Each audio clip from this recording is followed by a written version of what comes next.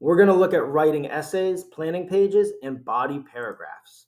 Here's a look at an overview and some of the core habits. Now, last class we talked about writing the introduction paragraph. That's the first paragraph in an essay. Today we look at the second and third paragraphs. Those are your body paragraphs. That's what comes after your intro. You see them highlighted right here. But first, before any writing, we do a planning page. What's that? A planning page is an organizer used to brainstorm and arrange your thoughts before writing your essay. It's the very, very first thing you do. It comes before the intro. It comes before any writing at all. We plan before we write. How does it work? This is a blank planning page. You see the prompt at the top, and underneath, going in order, there's space for your thesis, for your body paragraphs, claims, as well as your body paragraph evidence. How's it supposed to look when it's finished? This is a completed planning page based off that sample essay prompt, how are Jonas and Salva similar? You see my thesis. That would eventually make its way into my introduction paragraph. You see my body 1 claim, it's about Jonas, and underneath that is evidence for Jonas. And then you see my body 2 claim, it's about Salva, and underneath that, 2 pieces of evidence. Now look at my claims. You see how they are not complete sentences. These are just quick notes. I'm jotting down my ideas. This is a planning page for me. And also see how on the evidence, the green, I have 2 pieces of evidence for each source. Okay, what's a body paragraph and how does my planning page connect to it? The body paragraphs, those are your second and third paragraphs in your essay. There's 2 of them. And it's the meat of your essay. Your body paragraphs contain the big ideas from your thesis. This is where you prove your thesis.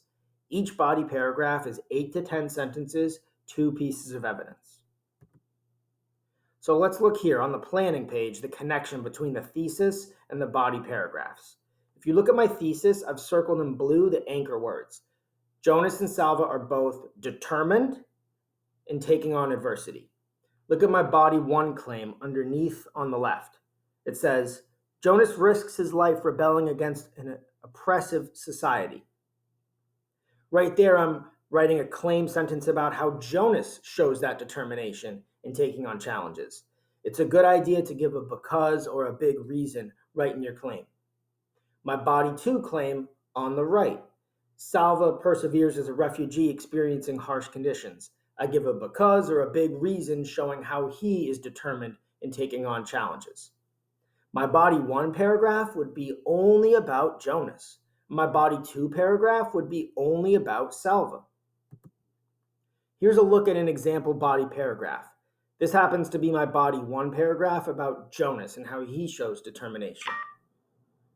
You'll see it looks just like the exit tickets we've been writing all year. 8 to 10 sentences, 2 pieces of evidence in colors, right? Claim, evidence, reasoning. Your second piece of evidence, more reasoning for that. The type of essay we're writing is called a synthesis essay. That means combining multiple sources.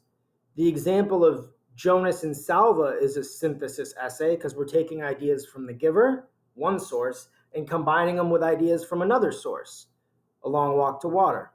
The essay you're writing now is also a synthesis because you're taking ideas from Jin, an American-born Chinese, and combining them with ideas of Maria from a poem, Miss Clement's second grade class.